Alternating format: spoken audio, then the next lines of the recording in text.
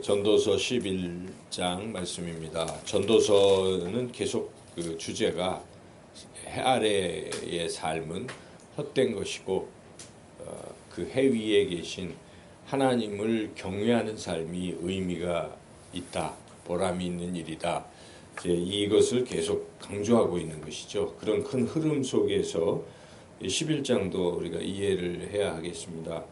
1절과 2절 참 해석하기가 각 절마다 참 어려운데 1절에 네 떡을 물 위에 던져라 여러 날 후에 도로 찾으리라. 의 의미는 떡을 물 위에 던지면 떡을 찾을 수가 없죠, 사실은. 그렇죠? 이 떡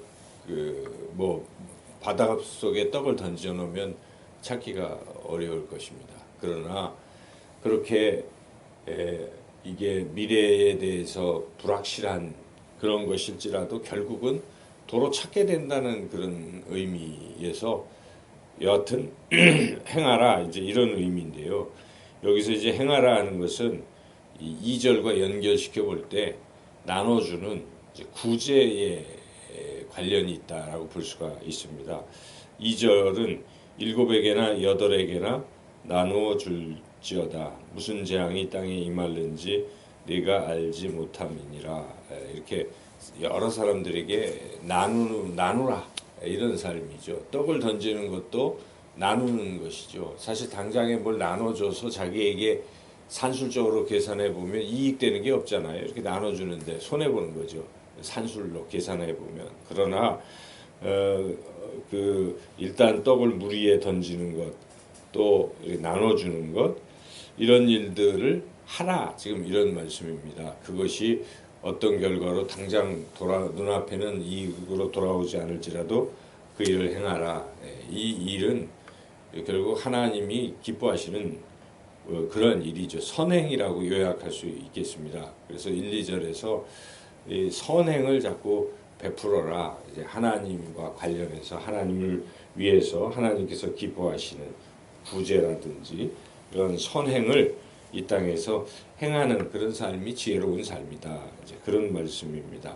미래를 알 수 없지만 그러나 하나님이 심판하시는 하나님이시기 때문에 우리가 하나님이 기뻐하시는 선한 일을 하라. 이제 이런 말이죠. 3절, 4절 이제 특별히 이제 4절을 읽어보면 미래를 알 수 없다라고 해서 아무 일도 안 하는 하나님께서 기뻐하시는 선행을 행하지 않는 일은 그건 어리석은 일이다 하는 것을 또 강조하고 있죠. 4절을 읽어보시죠. 풍세를 살펴보는 자는 파종하지 못할 것이요 구름만 바라보는 자는 거두지 못하리로다. 그냥 풍세만 자꾸 살펴보고 씨를 안 뿌리는 거예요. 그리고 구름만 바라보고 그냥 뭘 하지 않고 씨도 안 뿌리고 이런 사람들은 안 된다. 그러니까 열심히 미래를 잘 모른다 하여 선행을 행하지 않고 하나님의 일을 적극적으로 행하지 않는 것은 어리석은 일이다. 알 수 없지만 하나님이 기뻐하시는 일을 이 땅에서 하라. 결국 우리 시편 말씀대로 눈물로 씨를 뿌리라. 나중이 되면 기쁨으로 단을 거둘 것이다. 이제 그런 말씀이죠. 그래서 열심히 세상을 사는 것이죠. 사는데 잘 알 수 없지만 미래를 예측하기 어렵지만 하나님을 위해서 하나님을 경외하며 열심히 살라 하는 그런 말씀입니다.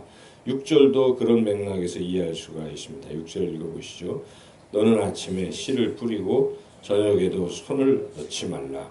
이것이 잘 될는지 저것이 잘 될는지 혹 둘이 다 잘 될는지 알지 못함이니라. 그래서 아침에 씨 뿌리고 또 저녁에도 살펴보고 열심히 행하라 하는 것입니다. 그 결과는 잘 모르잖아요. 모르지만은 그래도 눈물로 씨를 계속 뿌리라. 이런 뜻이. 전체적으로 지금 1절부터 6절까지의 큰 흐름은 미래를 알 수가 없지만 하나님이 기뻐하시는 일을 열심히 눈물로 씨를 뿌리며 행하면서 사는 것이 지혜로운 삶이다.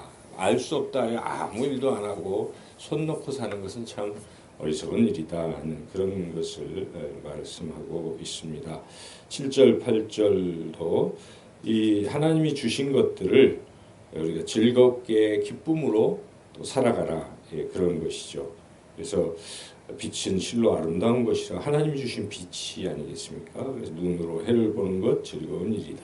사람이 여러 해를 살면서 항상 즐거워할지로다. 이렇게 하나님이 주신 것들을 귀하게 여기고 열심히 적극적으로 하나님을 위해서 하나님이 기뻐하시는 일들 우리가 행하면서 살아야 된다는 것이 큰 흐름입니다. 그런데 이럴 때 이제 꼭 주의할 일은 결국 이 이제 죽음이라는 것이 우리에게 항상 있다.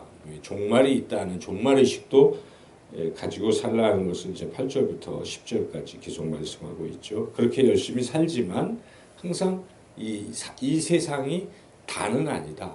이 세상이 전부는 아니다.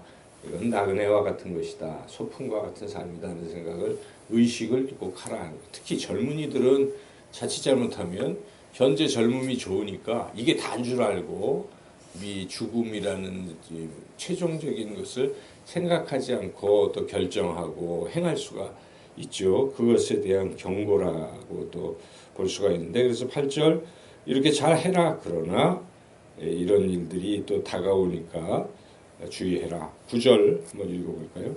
청년이여 내 어린 때를 즐거워하며 청년의 날들을 마음에 기뻐하여 마음에 원하는 자들과 내 눈에 보는 대로 행하라. 그러나 하나님이 이 모든 일로 말미암아 너를 심판하실 줄 알라. 10절 그런즉 근심이 내 마음에서 떠나게 하며 악이 내 몸에서 물러가게 하라.